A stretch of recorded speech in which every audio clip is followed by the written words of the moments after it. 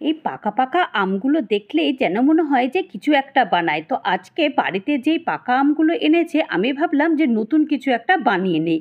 তো আজকে এই দুটো আম নিয়ে নিয়েছি, দুটো আমটাকে ভালো করে এটা ধুয়ে নিয়ে নিয়েছিলাম। নিয়ে নেওয়ার পর তারপরে যে চাকু দিয়ে ভালো করে এটাকে কাটছি। কাটার অর্থ হচ্ছে এই যে ভেতরে যে আটিটা আছে সেই আটিটা আমি যা হোক করে বের করব। বের করতে একটু কষ্ট হয়, কিন্তু এটাকে একটুখানি কষ্ট করলে দেখবে কেষ্ট মেলে।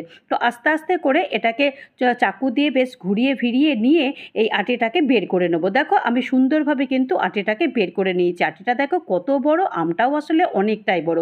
তো আটি বের করে নিয়ে এই পাল্পটা বের করে নিয়েছি, একটা মিক্সিং জারের মধ্যে নিয়ে নিয়েছি। নিয়ে তারপরে এই স্বাদ মতো চিনি দিয়েছি, অর্থাৎ হাফ কাপ চিনি দিয়েছি, হাফ কাপ মিল্ক পাউডার দিয়েছি, আর 1 কাপ দুধ দিয়ে ভালো করে এটাকে পেস্ট তৈরি করে নিয়েছি। পেস্ট তৈরি করার পর তারপরে একটুখানি কালার দিয়ে দিয়েছিলাম। আমার মনে হলো যে একটু কালার দিলে বেশ দেখতে ভালো হবে।